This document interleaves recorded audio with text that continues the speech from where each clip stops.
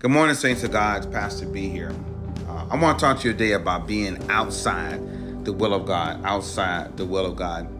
This morning, I'm really spending some time in the book of Ezekiel, and I'm coming out of Ezekiel, the 19th chapter. If you don't know anything about the book of Ezekiel, you know the book of Ezekiel is part of what is called the Exilic prophets. Some people call them major and minor prophets. It is during a time when Israel was being judged for their sins. And God had raised up an army called the Chaldeans to come and bring about his judgment.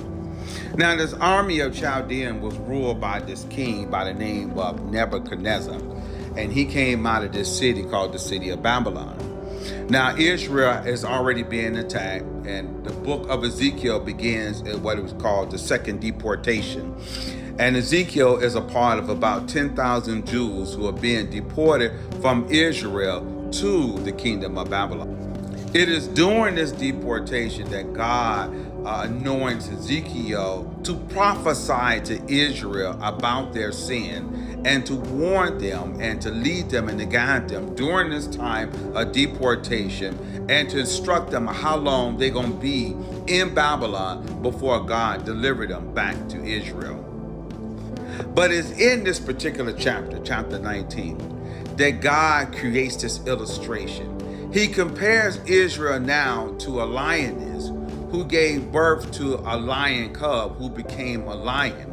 And this lion was huge, it was massive, and it was beautiful. And this roar can be heard throughout the land. However, these hunters came and captured the lion, put chains on the lion, and put the lion in this cage. And during this time, in this cage and during captivity, this lion lost all its roar. And now it is as a little whimper. It is in it's in verse 12 and 13 that God gives a description of what is happening to Israel at this time. Let me read this to you. But she was plucked up in fury. She was cast down to the ground, and the east wind dried up her fruit. Her strong rods was broken and withered.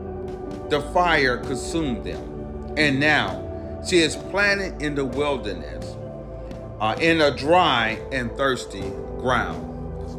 Look how God describes this once fearsome nation. He describes them now as being plucked up and placed in a dry place, in the middle of the desert, where they receive no water, they receive no rain, they become thirsty, and they dry up, and they produce no fruit. That's what happens when a person walks outside the will of God. It feels as though you are in a dry place. It feels as though that you are in a desert land and you're thirsty, and nothing that you do will produce fruit. Let me give you a contrast of what God said. Look what God says in Psalms 1, and I love this verse. He said, "Blessed is the man that walketh not in the counsel of the ungodly, nor standeth in the way of the sinners, nor sitteth in the seat of the scornful. But his delight is in the law of the Lord, and in his law doeth he meditate day and night." Now listen what God says in contrast to what I said earlier. "And he shall be like a tree planted by the rivers of water, that bringeth forth fruit in his season. His leaf also shall not wither, and whatsoever he doeth shall prosper."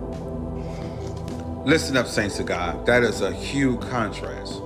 When Israel was in sin and God brought judgment upon them, it was as if they was planted.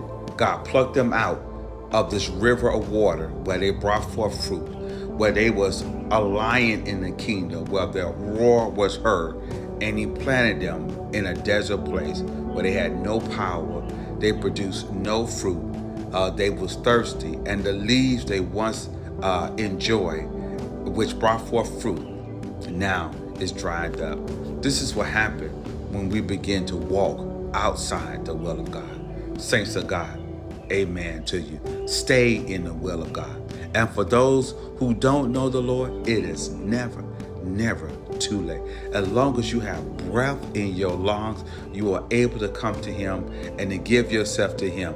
And you shall be like that tree, planted by the rivers of water, and you shall bring forth fruit in due season. God bless and have a great day.